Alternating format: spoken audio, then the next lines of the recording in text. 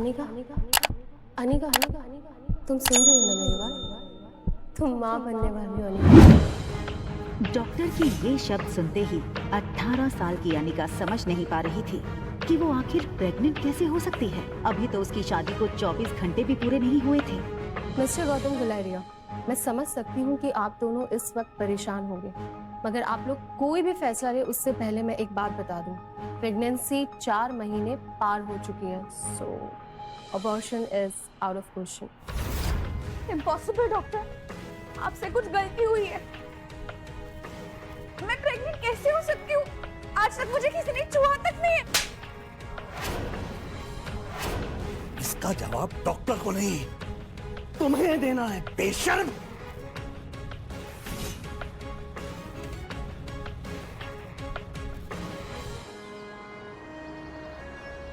अक्सर कार की back seat पर बैठने वाले गौतम आज अनिका को पीछे बैठाकर खुद ड्राइवर के साथ वाली सीट पर बैठ गए थे, मानो ऐसा करके वो अनिका को अपनी नाराजगी जता रही हों। अनिका जानती थी कि एक बेटी होने के नाते आज उसने अपने पिता को दुनिया का सबसे बड़ा दुख दिया था, एक बिन ब्याही मां बनकर। इतना दुख उन्हें अनिका की मां के गुजरने पर भी नहीं हुआ होगा। अनिका को ऐसा लग रहा था मानो आज मनाली का हर इंसान उसे सवालिया नजरों से बस एक ही सवाल पूछ रहा हो कि कौन है इस बच्चे का बाप। लेकिन इसका जवाब तो अनिका के पास भी नहीं था। गुलेरिया हाउस ब्रिटिश के जमाने का मकान था। कहा जाता था यहाँ इंग्लैंड के अधिकारी वेकेशन मनाने आते थे, लेकिन अच्छे से मेंटेन न करने की वजह से पिछले कुछ सालों से थोड़ा बंजर सा लगने लगा था।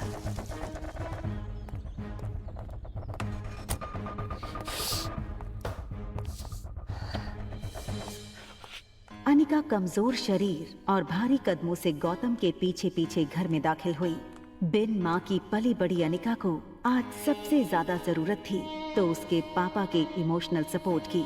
मुश्किल से एक मौका मिला था हमें हमारी जिंदगी फिर से बेहतर बनाने का। नसीब वाली थी तुम जो तुम्हारी डोगरा खानदान के इकलौते वारिस कुणाल डोगरा से शादी हुई थी। You know, कितने पावरफुल लोग हैं। मनाली का सबसे पावरफुल खानदान डोगराज। हमारे सारे कर्ज, पेंडिंग कोर्ट केस, हमारी हर तकलीफ से हमें बाहर निकाला था उन लोग। लेकिन शादी के 24 घंटे में ही तुमने हमारी जिंदगी वापस से जहन्नुम बना दी। उन लोगों को अगर तुम्हारे इस कारनामे के बारे में पता चलेगा तो पता नहीं क्या होगा। और तुम्हारी छोटी बहन कामिनी, उससे कौन शादी करेगा? भले ही वो तुम्हारी सौतेली बहन हो, लेकिन तुम्हारे इस कारनामे की वजह से उसकी भी तो बदनामी होगी।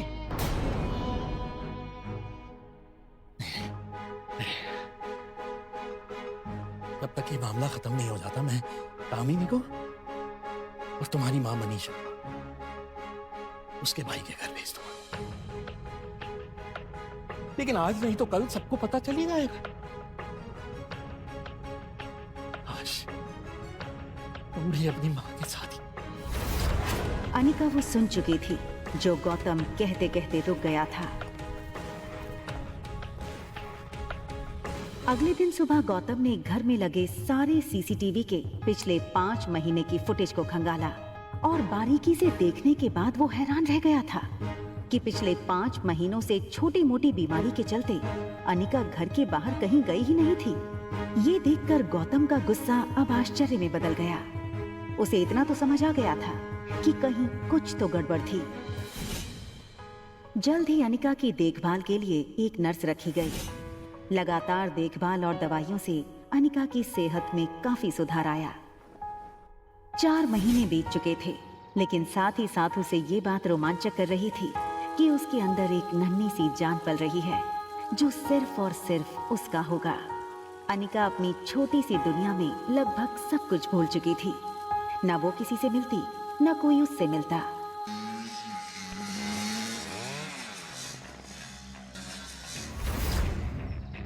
अनिका ने जैसे ही लड़की को देखा, उसकी धड़कन मानो डर और टेंशन से तेज हो गई। ये लड़का और कोई नहीं बल्कि अनिका का पति कुणाल डोगरा था।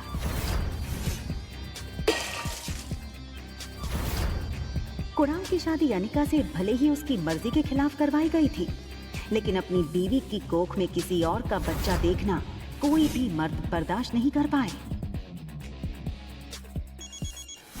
कुणाल शादी के मंडप से सीधे दिल्ली अपने कॉलेज की पढ़ाई करने चला गया था और वहीं पहुंचकर शादी के दूसरे दिन उसे अनिका की प्रेगनेंसी की खबर मिली थी। अरे कुणाल बेटा, आज अचानक से तुमने फोन किया कि तुम आ रहे हो।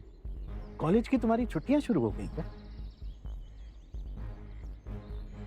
कमाल है, 4 महीने के बाद मैं घर आना, अपने दामाद को इस तरीके से वेलकम करेंगे। और वैसे भी बहुत कुछ बदल गया है अब यहाँ पे।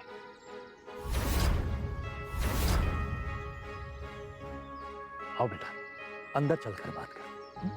देखो कुणाल, अगर तुम इस शादी को तोड़ना चाहते हो तो मैं समझ सकता हूँ।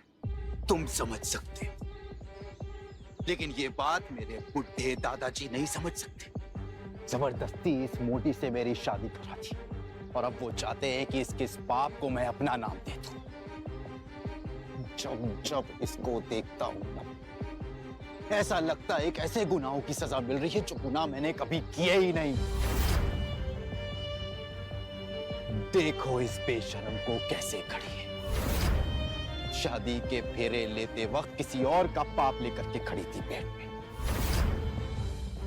क्या लगता है तुझे तेरे इस पाप को मैं अपना नाम दूंगा?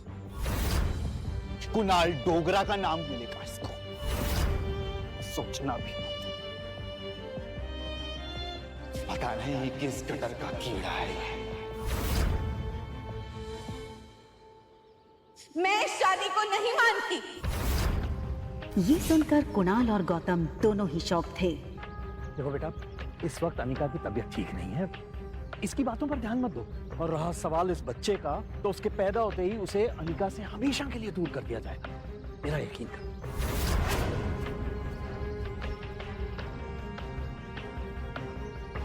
ठीक उसी पल अचानक से अनिका के पेट में जोरों से दर्द शुरू हो गया।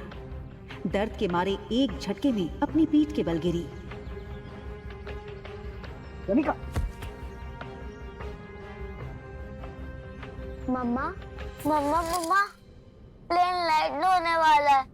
देखते ही देखते आज 6 साल बीत चुके थे और सामने थी उसकी 6 साल की बेटी रिया। रिया का मासूम चेहरा और उसकी खूबसूरत कत्थई आंखें देखकर अनिका की जान में जान आई। मम्मा, क्या हम पापा को ढूंढने जा रहे हैं मनाली? मैंने कितनी बार कहा तुमसे, तुम्हारे पापा नहीं है। कम ऑन मम्मा, हमारे तो टीचर सिखाते हैं कि सब बच्चों के मॉम एंड डैड होते हैं। तो क्या मैं गेमिंग वर्ल्ड से आई हूँ, या फिर मैं किसी जादू करके हेड से बाहर निकली हूँ? आबरा का डाबरा, रिया बाहर आ जा। तो मनाली में मेरा भाई मिलेगा क्या? रिया का ये सवाल सुनकर अनिका गहरी सोच में डूब गई थी। उसे याद आ गया कि कैसे 6 साल पहले उसने मनाली के हॉस्पिटल में जुड़वा बच्चों को जन्म दिया था।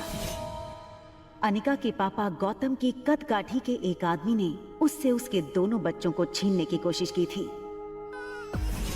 कमजोर अनिका ने बड़ी हिम्मत से उस आदमी को रोकने की कोशिश की और उसका सामना कर रिया को तो बचा लिया, मगर अफसोस कि वो अपने बेटे को नहीं बचा पाई और वो आदमी अंधेरे में उसके बेटे को लेकर भाग गया था।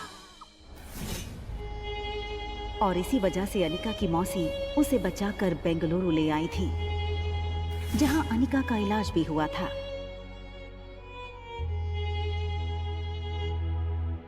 हालांकि इन 6 सालों में अनिका पूरी तरह से बदल चुकी थी।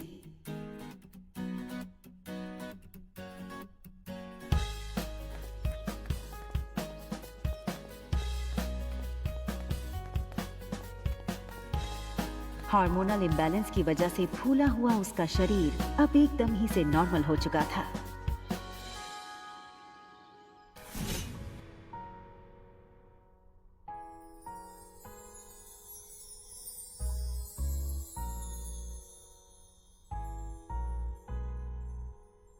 कितनी खूबसूरत लग रही हो तुम। मनाली में तो लोगों के होश उड़ जाएंगे।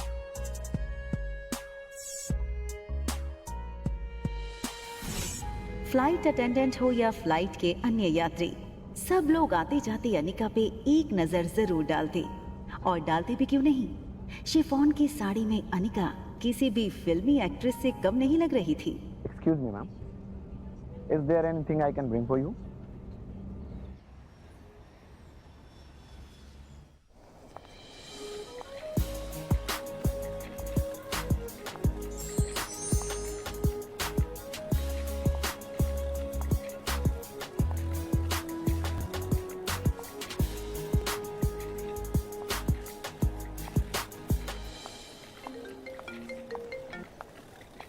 हेलो पा। कुणाल तुम्हें लेने एयरपोर्ट आ रहा है, तुम उसके साथ सीधा घर आना। यहाँ पहुँचते ही तुम्हें 2 पेपर्स पे साइन करना है, एक डिवोर्स पेपर और दूसरा वो। इतना कहकर गौतम अटक गया और फिर कुछ सोचकर उसने आगे कहा, खैर तुम घर आओ, यहाँ पहुँचते ही मैं तुम्हें सब समझाता हूँ।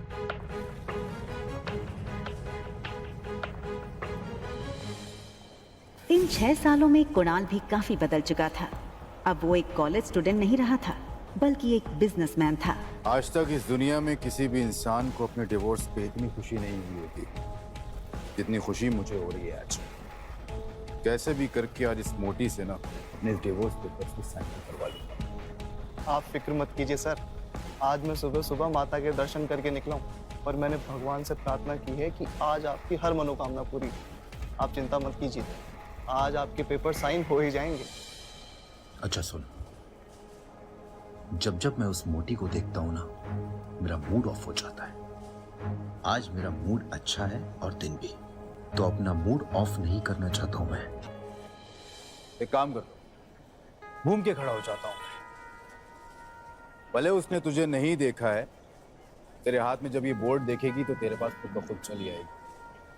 सीधा कर ले बोर्ड को।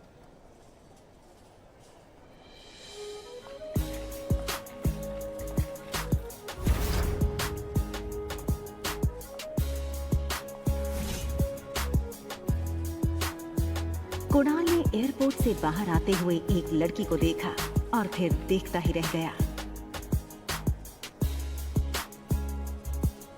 कुणाल बिना वक्त गवाए इस लड़की के सामने आकर खड़ा हो गया।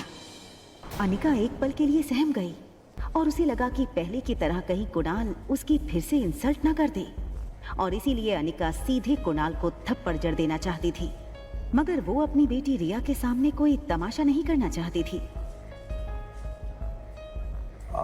Hi miss gorgeous. अब लगता है मनाली में आप पहली बार आई हैं, क्योंकि अगर आप पहले आई होती तो ये पॉसिबल नहीं कि आप मेरी नजर से अननोटिस होती। टैक्सी। टैक्सी की क्या जरूरत है? आप कहिए, जहां कहिए वहां मैं आपको ड्रॉप कर सकता हूँ अपनी कार से। इफ यू अरे ये छोटी सी गुड़िया कौन है? हाँ, लगता है ये आपकी छोटी बहन है।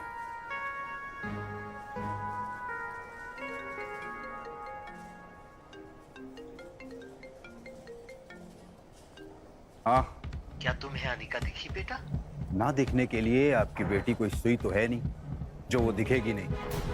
जब आएगी तो फिर वही तो दिखेगी, या ये कहूँ कि जब वो आएगी तो उसके पीछे के लोग भी नहीं दिखेंगे। तो दिखेगी तो बता दूंगा, रखिए। टैक्सी।